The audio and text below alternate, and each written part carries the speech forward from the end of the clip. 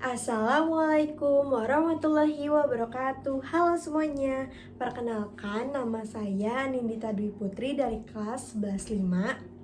Saya akan menjelaskan tentang materi karya tulis ilmiah atau biasa disebut sebagai KTI. Berikut penjelasan yang akan saya jelaskan. Jadi, karya tulis ilmiah itu apa sih?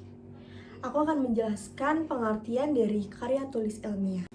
Nah, karya tulis ilmiah adalah tulisan atau laporan yang dibuat berdasarkan hasil penelitian atau kajian ilmiah, disusun secara sistematis, logis, objektif, dan menggunakan bahasa baku dengan tujuan untuk menyampaikan informasi, gagasan, atau temuan berdasarkan data yang dapat dibukti kebenarannya. Adapun ciri-ciri karya tulis ilmiah itu yang pertama objektif, berdasarkan fakta bukan pendapat pribadi. Dan yang kedua itu sistematis, tersusun secara teratur sesuai struktur seperti pendahuluan, isi, ataupun penutup. Dan yang ketiga itu logis, penalarannya masuk akal dan runtun.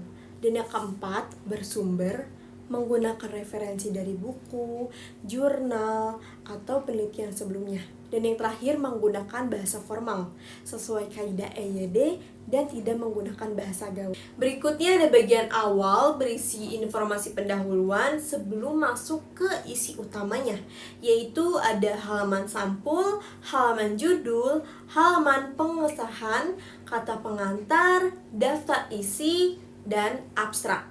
Abstrak itu ringkasan isi karya ilmiah tersebut.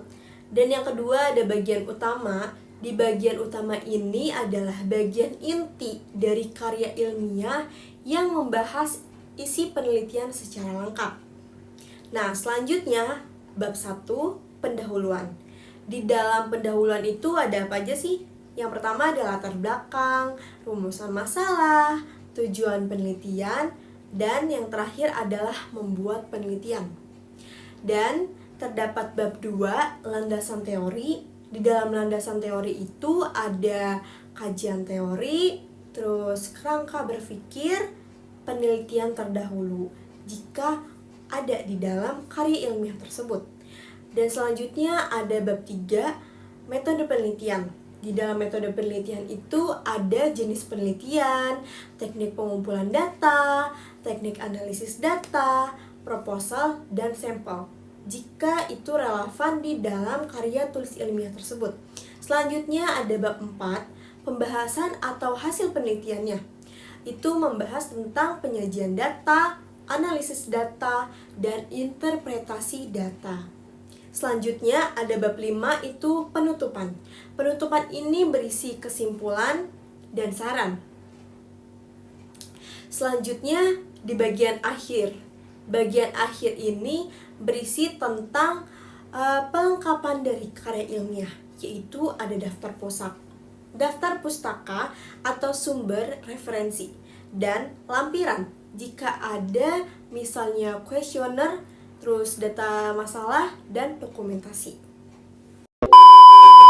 Itu saja yang saya sampaikan tentang karya tulis ilmiah.